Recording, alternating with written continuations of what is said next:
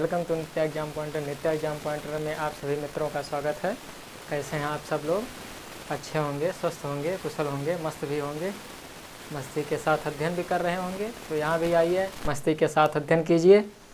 आज आपको क्या पढ़ना था, जैसा कि हमने पहले भी बता रखा था कि आज आपको जो अध्ययन करना है वो भूकंप के बारे में अध्ययन करना है।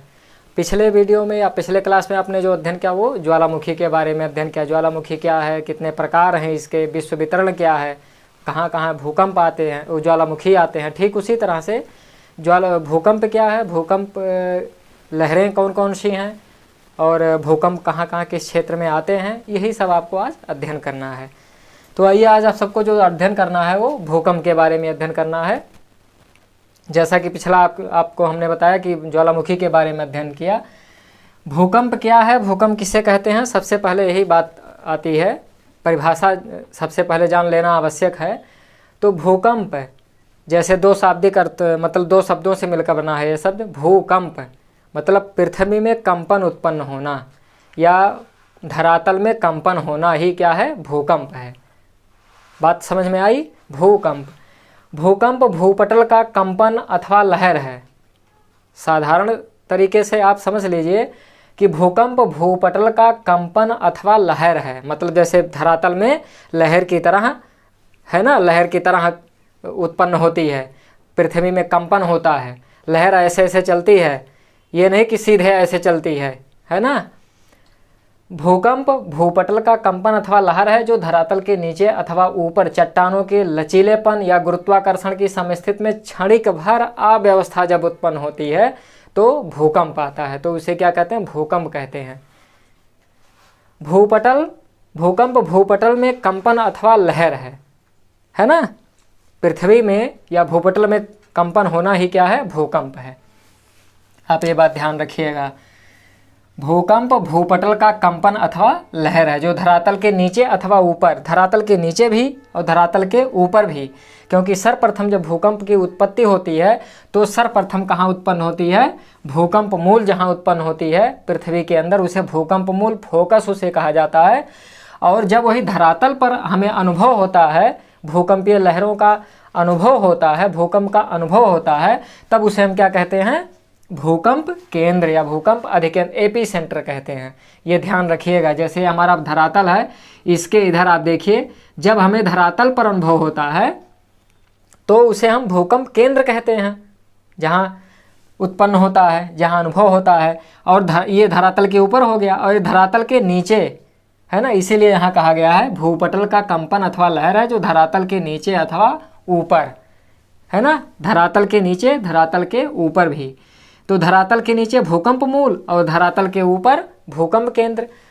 ऊपर एपी सेंटर, नीचे फोकस। दोनों में अगर कोण पूछा जाए तो 90 अंश का कोण, ये भी ध्यान रखिएगा। ये जो एंगल आपका बनता है ये 90 अंश का ही बनता है।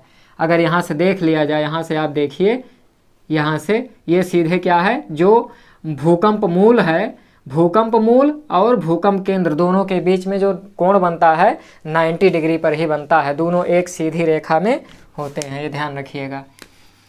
भूकंप का जहाँ सर्वप्रथम आविर्भाव होता है, जैसा कि हमने आपको बताया, सर्वप्रथम जहाँ आविर्भाव होता है उसे भूकंप का उत्पत्ति केंद्र, मतलब जहाँ सर्वप्रथम आविर्भाव होता है, जैसे आप देख रहे हैं यहाँ सर्वप्रथम आविर्भाव होता है भूकंप का, तो उसे भूकंप उत्पत्ति केंद्र या भूकंप मूल, जिसे फोकस कहते हैं, आपको हमने बताया। और वही दूसरी बात बताया हमने, जब यही हमें धरातल पर अनुभव होता है, धरातल पर हमें अनुभव होता है तो उसे हम क्या कहते हैं, एपी सेंटर या भूकंप अधिकेंद्र कहते हैं। ये बात ध्यान में रखिएगा। भूकंप लहरें 3 प्रकार की होती हैं, अभी आगे चर्चा करेंगे आपसे। PSL आप जानते भी होंगे। भूकंप के कारण, अभी आगे आता है जो हमारा बिंदु, वो होता है भूकंप के कारण, भूकंप आता क्यों है। भूकंप आने के 2 कारण हो सकते हैं, एक मानवीय होता है और एक प्राकृतिक होता है, क्योंकि मानव भी योगदान दे रहा है ना, मानव भी योगदान भूकंप में दे रहा है, भूकंप आने की क्रिया में या कारण में मानव भी है और एक नेचुरली भी है। तो नेचुरली में आप ये जान सकते हैं, पृथ्वी हमारी जो घूर्णन करती है उससे भी प्लेटों में कंपन उत्पन्न होता है, तो उससे भी भूकंप आता है। एक दूसरे, ये जो आप प्लेटों के बारे में पढ़े हैं, विवर्तनिकी के बारे में, तो उसमें आपको बताया गया था कि कई प्रकार की प्लेटें हैं। तो गति करती हैं, तो प्लेटों की गतिशीलता के कारण भी भूकंप आता है। जब प्लेटें इधर उधर आमने सामने, चाहे एक दूसरे के विपरीत या एक दूसरे के विपरीत में या एक दूसरे के सामने, है ना, इससे या एक दूसरे के सामने, है ना, आगे पीछे, तो जब प्लेटों में गतिशीलता जो है उसके कारण भी भूकंप आता है। दूसरा कारण क्या था? एक ज्वालामुखी, जब ज्वालामुखी की क्रिया होती है तो भी प्लेटों में कंपन उत्पन्न होता है। ये भी एक मुख्य पॉइंट है। एक हो गया ज्वालामुखी और एक हो गया प्लेटों की गतिशीलता, और दूसरा है पृथ्वी का अपने अक्ष पर घूर्णन करना, ये भी एक कारण है भूकंप का। अगला आता है जो पृथ्वी का क्रस्ट है, धरातल है, भूपर्पटी है, उस टेम्परेचर धीरे धीरे उसका क्या हो रहा है? डाउन हो रहा है, कम हो रहा है, तो संकुचन होता है। तो संकुचन होने के कारण भी सिकुड़ती है जब, तो भी कंपन उसमें उत्पन्न होता है। भूकंप आने का कारण ये भी है। तो ये सभी क्या है? प्राकृतिक कारण है, इसको आप ध्यान रखिएगा। ज्वालामुखी की क्रिया, पृथ्वी का घूर्णन, प्लेटों में गतिशीलता, क्रस्ट का सिकुड़ना या क्रस्ट में संकुचन उत्पन्न होना, ये सभी क्या कारण बनते हैं? भूकंप आने के कारण बनते हैं। पृथ्वी के अंदर गैसों की मात्रा में जब वृद्धि हो जाती है ना, जैसे रेडियो एक्टिव जो पदार्थ हैं उनमें जब उनकी मात्रा बढ़ जाती है तो वो क्या करते हैं? जो सीमा हमारी है अर्धतरलावस्था में, जो उसमें गैसों की मात्रा बढ़ जाती है तो ऊपर के प्लेटों को, क्रस्ट को धक्का देती है। अगर वह तोड़कर बाहर निकल गई तब तो ज्वालामुखी की क्रिया, और जब तोड़कर नहीं निकल पाई तो अंदर ही अंदर क्या करती है? झटका देती है। जैसे आप कुकर में खाना पकाते हैं तो वो क्या करता है? सीटी अगर ना हो तो, है ना, या कोई चीज़, कोई खाना पका रहे हैं आप किसी वस्तु में, मतलब किसी भी बर्तन में, आप ऊपर ढक्कन रखते हैं तो, है ना, आवाज़ करता है प्रेशर से। ठीक वैसे भी जब पृथ्वी के अंदर जब गैसों की मात्रा बढ़ जाती है तो वह भी बाहर निकलने का प्रयास करती है, धक्का देती है क्रस्ट को, तो भी भूकंप आते हैं। ये भी एक कारण है, ये भी ध्यान रखिएगा। तो ये सभी कारण क्या हैं? बलन और भ्रंशन भी है। संकुचन के कारण बलन और भ्रंशन होता है। जब प्लेटें हैं पृथ्वी की, जो अनेक प्लेटें हैं तो आमने सामने और एक दूसरे के आमने सामने आएंगी तो बलन की क्रिया होगी। एक दूसरे के आमने सामने आने से प्लेटों के तो बलन की क्रिया होगी, तो भी झटका या कंपन होगा। या एक दूसरे के विपरीत दिशा में जाएंगी तो भी भ्रंशन होगा, तो उसमें भी क्या होगा? प्लेटों में हलचल, है ना, तभी भी भूकंप आता है। ये सब बातें ध्यान रखिएगा जो भूकंप आने के कारण है। तो ये इतनी बातें हो गई कौन? भूकंप की परिभाषा और भूकंप के जो अधिकेंद्र या भूकंप मूल है जो, है ना, ये सभी बातें आपको हमने बताई। अब आगे आपका जो आता है वो आता है लहरों के बारे में, भूकंपीय लहरों के बारे में। जो लहरें आप शुरू से ही पढ़ते आते हैं, भूकंपीय लहरें 3 प्रकार की होती हैं। एक होती है P और एक होता है S और एक होता है L। तो आइए देखते हैं PSL क्या है। तो जो प्राथमिक, है ना, जो प्राथमिक लहरें हैं, प्राथमिक लहरें, उसे हम क्या कहते हैं? ये आइए देखते हैं कौन कौन से नाम हैं उसके, है ना। इसके पहले हमने आपको बताया भूकंप के कारण, तो हमने अभी आपको बताया प्राकृतिक ही बताया, मानवीय भूल गया था सारी। तो मानवीय कारणों में भी कौन कौन से कारण हो सकते हैं? सुरंग खोदना या सुरंग बनाना, ये मानवीय कारणों में हो सकता है। मानवीय कारणों में सुरंग बनाना, खाने खोदना। खानों के खोदने से क्या होता है?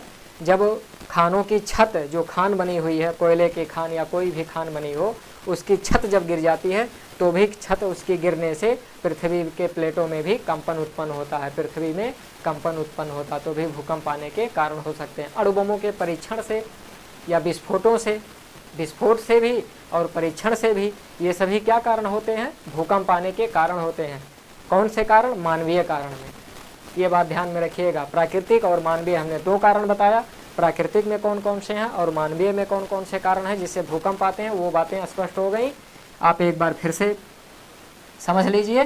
प्राकृतिक में ज्वालामुखी की क्रिया, पृथ्वी घूर्णन जब करती है, प्लेटों में गतिशीलता के कारण, क्रस्ट का सिकुड़ना, पृथ्वी के अंदर गैसों की जब मात्रा बढ़ जाती है ना, बलन एवं भ्रंशन के कारण, ये हो गया प्राकृतिक। और मानवीय में होता है आपका अणुबमों का परीक्षण एवं विस्फोट से बांध बनाकर जल का संभारण करना, है ना। जो मानो ऊंचे ऊंचे बड़े बड़े बांध बना लेते हैं, जल को संरक्षित करते हैं बिजली उत्पन्न करने के लिए, जल विद्युत उत्पन्न करने के लिए, तो उसमें क्या होता है, भार में वृद्धि होने के कारण भी क्रस्ट में क्या होता है, कंपन उत्पन्न होता है। इससे भी क्या आते हैं, भूकंप आते हैं। ये भी ध्यान रखिएगा। बांध बनाया गया, मनुष्य द्वारा जो बांध बनाया गया है, मानव द्वारा बांध बनाकर जल को संभारण किया गया है, उसके द्वारा भी, है ना।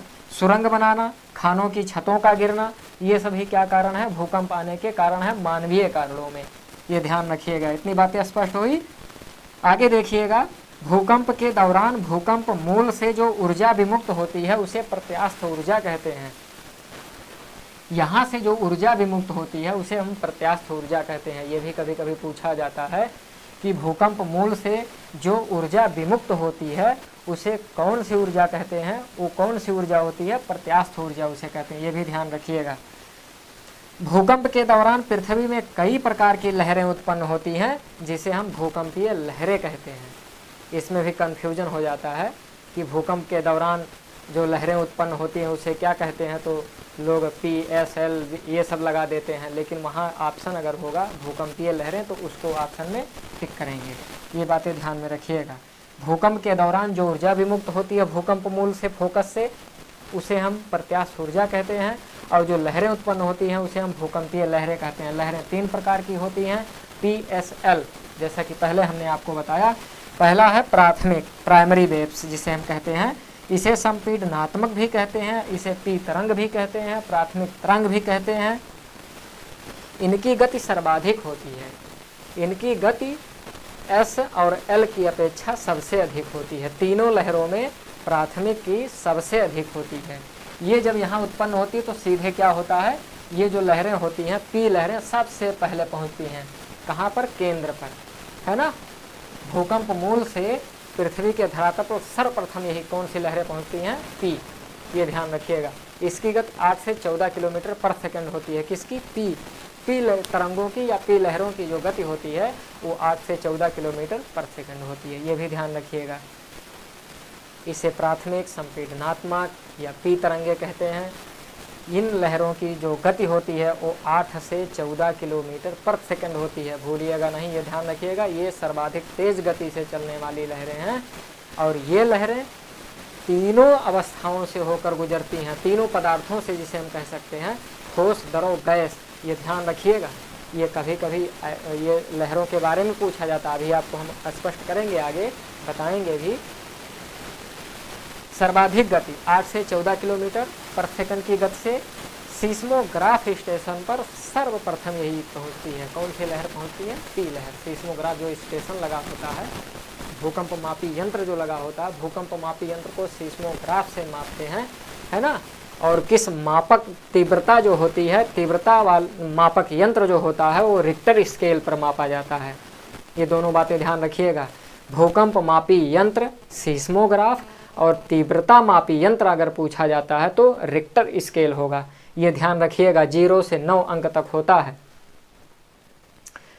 स्टेशन पर सर्वप्रथम सीस्मोग्राफ जो स्टेशन लगा होता है ना, वहाँ सर्वप्रथम पी तरंगे पहुँचती हैं। ये तीनों पदार्थों से होकर यात्रा करती हैं, तीनों पदार्थों से होकर गुजरती हैं, ठोस, द्रव, गैस से। ये ध्यान रखिएगा, बहुत ही इंपॉर्टेंट है। ये तरंगे ध्वनि अनुदैर्ध्य तरंगों के समान होती हैं। ध्वनि तरंगों के समान होती हैं या अनुदैर्ध्य तरंगों के समान होती हैं, जबकि एस तरंगे अनुपस्थ तरंगों के समान होती हैं। ये ध्यान रखिएगा, अभी आगे आएगा, जिसे अनुपस्थ तरंग भी कहा जाता है। इसे अनुदैर्ध्य तरंग, प्राथमिक को अनुदैर्ध्य, और सेकेंडरी जो मतलब एस तरंगे होती हैं उसे हम अनुप्रस्थ तरंगे कहते हैं। अनुप्रस्थ तरंगों के समान होती हैं। ये ध्यान रखिएगा। आगे आड़ी या अनुपस्थ तरंग। आड़ी तरंग किसे कहते हैं, क्योंकि इसके जो अणु होते हैं वो समकोण पर, है ना, समकोण पर काटते हुए लहरें चलती हैं, इसीलिए इसे आड़ी तरंग कहते हैं। आड़ी तरंग या अनुप्रस्थ तरंग, जिसे यश तरंग कहा जाता है, सेकेंडरी वेव्स, ये प्राथमिक के बाद धरातल पर पहुंचती हैं, या सीस्मोग्राफ स्टेशन जो होता है वहाँ प्राथमिक तरंगों के बाद कौन सी तरंग पहुंचती है, एस तरंग पहुंचती है। आड़ी तरंग क्यों कहते हैं, क्योंकि ये ऐसे ऐसे लहरनुमा, है ना, पहुंचती है, इसीलिए इसे आड़ी तरंग कहा जाता है। इसके जो अणु होते हैं वो कैसे गति करते हुए, समकोण स्थिति में गति करते हुए। पदार्थों से होकर यात्रा करती है। ये तरंगे ध्वनि अनुदैर्ध्य तरंगों के समान होती हैं, ये हमने बताया प्राथमिक में। लेकिन सेकेंडरी में आप देखेंगे, पी यस तरंगों में आप देखेंगे इनकी गति जो होती है वो 4 से 6 किलोमीटर पर सेकेंड होती है, जबकि पी तरंगों की गति हमने बताया सर्वाधिक 8 से 14 किलोमीटर और यस तरंगों की गति 4 से 6 किलोमीटर पर सेकेंड। ये ध्यान रखिएगा दोनों में। ये सीस्मोग्राफ स्टेशन पर पी तरंगों के बाद कौन सी तरंग पहुंचती है? यस तरंगे पहुंचती हैं, जिसे हम अनुप्रस्थ तरंग कहते हैं। ये भी ध्यान रखिएगा। आड़ी या अनुप्रस्थ तरंगे, यस तरंगे, सेकेंडरी वेव्स, ये तरंगे प्राथमिक के बाद धरातल पर पहुंचती हैं। इनकी गति 4 से 6 किलोमीटर होती है। किसकी? यस तरंगों की गति 4 से 6 किलोमीटर पर सेकेंड होती है, ये ध्यान रखिएगा। ये तरंगे जल तरंगे अथवा प्रकाश तरंगों के समान होती है। यस तरंग जो है वो प्रकाश तरंग अथवा जल तरंग के समान होती है, जबकि पी तरंगे किसके समान होती है? अनुदैर्ध्य तरंगों के समान होती है या ध्वनि तरंगों के समान होती है। ये सब नोट कर लीजिएगा, बहुत ही इंपॉर्टेंट है। यही सब परीक्षा में पूछा जाता है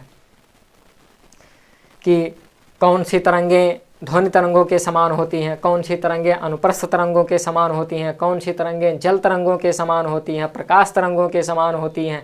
यही सब पूछा जाता है परीक्षा में। तो ये बातें आप नोट कर लीजिएगा जो आपको इम्पोर्टेंट लगे परीक्षा की दृष्टि से।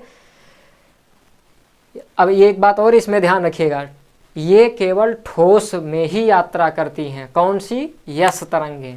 जो अनुप्रस्थ तरंगे हैं, यस तरंगे हैं, सेकेंडरी वेव्स है हमारी, वो यस तरंगे जो भूकंपीय लहरें हैं वो केवल ठोस में ही गति करती हैं, बाकी तरल अवस्था में गति नहीं करती है। पी तरंगे सभी में, तीनों में यात्रा करती है, जबकि यस तरंगे जो हैं केवल ठोस में।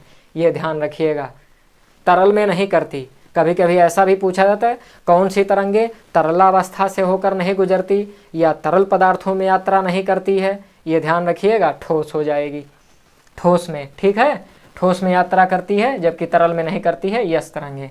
ये ध्यान रखिएगा। इनकी गति 4 से 6 किलोमीटर होती है। ये प्राथमिक तरंगों के बाद पहुंचती हैं, इसीलिए इसे द्वितीयक तरंगे कहा जाता है या गौड़ तरंगे कहा जाता है, क्योंकि किसके बाद पहुंचती हैं? यस तरंगों के बाद पहुंचती है, वो पी तरंगों के बाद पहुंचती हैं, इसीलिए इसे द्वितीयक या गौड़ तरंग कहा जाता है। भी ध्यान रखिएगा। अगला तीसरा हमारा जो आता है वो धरातलीय तरंग आता है। तीसरा हमारा जो आता है वो है हमारा धरातलीय तरंग, जिसे लब वेव्स कहते हैं या लॉन्ग वेव्स कहते हैं, क्योंकि ये धरातल पर लंबे समय तक टिके रहती है।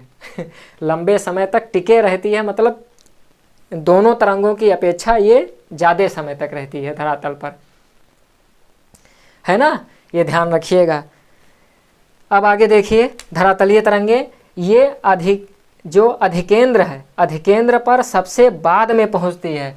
अब यहाँ देखिए, अब यहाँ से भूकंप मूल से सर्वप्रथम केंद्र पर कौन पहुँचेगा? पी, उसके बाद द्वितीयक यस तरंगे, फिर उसके बाद तृतीयक, मतलब जिसे हम कहते हैं यल तरंगे, लब वेव्स या कौन सा? लॉन्ग वेव्स, है ना। लंबी अवधि केंद्र कहा जाता है, लंबी अवधि वाला केंद्र, है ना, वो तरंग कहा जाता है, लंबी अवधि तरंग। ये भी ध्यान रखिएगा। किसको? पी तरंगों, यल तरंगों को, सॉरी, यल तरंगों को लंबी अवधि वाला तरंग कहा जाता है। इसे लब वेव के नाम से भी जाना जाता है। ये पूरे धरातल पर भ्रमण करती है, पूरे धरातल पर ये भ्रमण करती है। अभी आपको आगे बता रहे हैं कैसे भ्रमण करती हैं तीनों तरंगे। तो ये आगे आप देखिए, इनकी गति जो होती है वो 3 किलोमीटर पर सेकेंड होती है। तीनों में आप तुलना कर लीजिएगा, तीनों तरंगों की जो गति है तीनों में तुलना कर लीजिएगा। पी तरंगों की गति 8 से 14 किलोमीटर पर सेकेंड, और जो यस तरंगों की गति है वो 4 से 6 किलोमीटर पर सेकेंड, और जो एल तरंगे हैं उसकी गति होती है 3 किलोमीटर पर सेकेंड। अब कौन कौन से पदार्थों से होकर गुजरती है? पी तरंगे सभी पदार्थों से होकर गुजरती है, तीनों, ठोस द्रव गैस से। यस तरंगे केवल ठोस से होकर गुजरती हैं, तरल से नहीं होकर गुजरती यस तरंगे। और यल तरंगे जल और थल, मतलब स्थल और जल दोनों से होकर गुजरती हैं। ये भी ध्यान रखिएगा, क्योंकि यल तरंगे जो हैं समुद्री भागों में भी और स्थलीय भागों में भी आती है भूकंप। तो ये ध्यान रखिएगा। इसकी ये सबसे विनाशकारी होती है। कौन? अगर विनाशकारी की दृष्टि से देखा जाए तो धरातलीय तरंग सबसे विनाशकारी होती है। तीनों तरंगों में सबसे विनाशकारी तरंग कौन सी होती है? यल तरंगे होती हैं। ये जल और थल, इनका प्रभाव दोनों जगहों पर होता है। जल और थल दोनों स्थानों पर ये यल तरंगों का प्रभाव कहाँ होता है? जल और थल दोनों पर। आगे देखिए आपको हमने बताया जब भूकंप जहाँ से सर्वप्रथम उत्पन्न होता है उसे भूकंप मूल कहते हैं, फोकस, और ये समकोण की स्थिति में होता है ना। भूकंप केंद्र जो एपी सेंटर है, धरातल पर अनुभव होता है हमें, उसे हम कहते हैं एपी सेंटर या भूकंप केंद्र कहते हैं। ये बातें ध्यान रखिएगा। अब आगे देखिए, ये जो तरंगे हैं, तीनों तरंगे, वो पहुँचने का समय जो है, ये पी तरंगे सर्वप्रथम धरातल पर पहुँचती हैं। पी तरंगों की गति सर्वाधिक होती है क्योंकि ये तरंगे सर्वप्रथम कहाँ पहुँचती हैं? धरातल पर सर्वप्रथम पहुँचती है। इसकी गति 8 से 14 किलोमीटर पर सेकंड है क्योंकि ये धरातल पर सर्वप्रथम पहुँचती हैं, इसीलिए इसे प्राथमिक तरंग कहा जाता है। ये ध्यान बातें रखिएगा। इसे अनुदैर्घ्य तरंग भी कहते हैं, है ना। आगे देखिए, यस तरंगे जो हमारी हैं वो द्वितीयक तरंगे कहलाती है क्योंकि ये पी तरंगों के बाद धरातल पर पहुँचती हैं। पी तरंगों के बाद यस तरंगे पहुँचती हैं, इसीलिए इसे कहते हैं द्वितीयक तरंग कहा जाता है या गौड़ तरंग कहा जाता है। यस तरंग की गति होती है कितने? 4 से 6 किलोमीटर पर सेकंड। ये ध्यान रखिएगा। यल तरंगों की गति होती है 3 किलोमीटर पर सेकंड। ये लंबे समय तक धरातल पर यात्रा करती हैं, इसे लंबी अवधि वाला तरंग कहा जाता है। ये भी ध्यान रखिएगा। सबसे विनाशकारी तरंग यही है। सबसे विनाशकारी तरंग यल तरंगे होती हैं, सबसे विनाशकारी अगर पूछा जाए। आगे देखिए, ऐसे क्षेत्र जहां भूकंपीय तरंगें अभिलेखित नहीं होती हैं, जहां भूकंपीय कुछ क्षेत्र ऐसे होते हैं जहां भूकंप को अभिलेखित नहीं किया जा सकता, उस क्षेत्र को छाया क्षेत्र कहा जाता है। ऐसे क्षेत्र कहाँ होते हैं धरातल पर? ग्लोब की दृष्टि से देखा जाए तो 103 से लेकर 142 अंश के बीच, 103 से लेकर 142 अंश के बीच ये जो क्षेत्र आपका बनता है, ये हमारा कहलाता है छाया क्षेत्र। यहाँ पी और एस, यहाँ तरंगे बिल्कुल नहीं गुजरती, है ना, इसीलिए इसे छाया क्षेत्र कहा जाता है। पी और एस, है ना। ये पी और एस आप देखिए, पी तरंग, ये जो पी तरंगे होती हैं, है ना, पी तरंगे भूकंप मूल से क्या करती हैं? केवल ठोस में ही गुजरती हैं, बाकी जब जैसे ही यहाँ प्रवेश करते मुड़ जाती हैं। जो पी तरंगे होती हैं, ओ यस तरंगे होती हैं, वो केवल ठोस से ही गुजरती हैं, जबकि जब ठोस से ही होकर गुजरती हैं, तरलावस्था में नहीं गुजरती या तरल में यात्रा नहीं करती है यस तरंगे, वो मुड़ जाती हैं। जबकि जो पी तरंगे हैं वो सभी पदार्थों में, पृथ्वी के आंतरिक भाग जो तरलावस्था में, उसमें भी यात्रा करती है, ठोस में भी यात्रा करती है। ये बातें ध्यान में रखिएगा। ये आप देख भी रहे हैं, ये फोकस है हमारा, भूकंप मूल जिसे कहते हैं। ये हमारा एपी सेंटर है। ये यहाँ जो गति करता है ये हमारा क्रस्ट है। ये सभी जगह जो गति करती है वो कौन सी लहर होती है? एल लहर होती है। यल तरंगे जो होती हैं वो पूरे क्रस्ट पर भ्रमण करती हैं, जबकि यस तरंगे होती हैं केवल कहाँ? ठोस भाग में ही। और पी तरंगे जो हैं ठोस, द्रव, गैस तीनों में यात्रा करती हैं। ये बात ध्यान में रखिएगा। छाया क्षेत्र आपको हमने बता दिया 103 से 142 डिग्री के बीच में छाया क्षेत्र बनता है, जहां भूकंप को अभिलेखित नहीं किया जा सकता। ये भी परीक्षा में पूछा जाता है कि छाया क्षेत्र कितने अंश से कितने अंश के बीच में होता है, तो ये ध्यान रखिएगा। ये कोर हमारा है, ये मैंटिल है और ये क्रस्ट है। तीनों में है, कोर, मैंटिल, क्रस्ट, तीनों में कौन यात्रा करता है? कौन सी लहर? पी। और जबकि ठोस में केवल एस तरंगे, और जो जल और थल में कौन सी? एल तरंगे। सबसे विनाशकारी ये क्रस्ट में जो धरातलीय तरंग कहा जाता है वो यल तरंगे होती है। सबसे विनाशकारी वो पूरे क्रस्ट पर, है ना, धरातल पर या भूपर्पटी पर यात्रा करती हैं। आगे देखिए, ये जो हमारा आप देख रहे हैं ये बना हुआ है, ये क्या है? समभूकंपीय रेखा, है ना, आइसोस्मल, है ना, आइसोस्मल लाइन जिसे कहा जाता है समभूकंपीय रेखा। ये जैसे हमारा एपी सेंटर है, ये हमारा केंद्र है ना, ये केंद्र है। अब केंद्र के समीप वाले भाग में अगर 6.0 पर, मतलब रिक्टर स्केल पर मापा गया भूकंप अगर 6 तक है, 6.0 है, अगर उसके आसपास, उसके दूरी पर अगर उसकी रिक्टर स्केल पर मात्रा उसकी घट जाती है, तो घटने से उसके आसपास का जो क्षेत्र होता है एक सम लाइन में, उसे हम समभूकंपीय रेखा कहते हैं। ये ध्यान रखिएगा, एपी सेंटर से समान या सम लाइन रेखा जो होती है उसे समभूकंपीय रेखा कहते हैं, क्योंकि एपी सेंटर से जैसे जैसे हम दूरी मतलब होती जाती है, भूकंपीय लहरों की जो गति होती है, तीव्रता होती है, वो कम होती जाती है। तो अगर उसे एक चारों तरफ देखा जाए तो एक समलाइन मतलब समभूकंपीय रेखा बन जाती है। यहाँ सबसे अधिक विनाश होगा, इसके आसपास धीरे धीरे जैसे ही इसकी तीव्रता कम होती जाएगी विनाश कम होता जाएगा। ये इसे हम कहते हैं समभूकंपीय रेखा, आइसोस्मल लाइन कहा जाता है।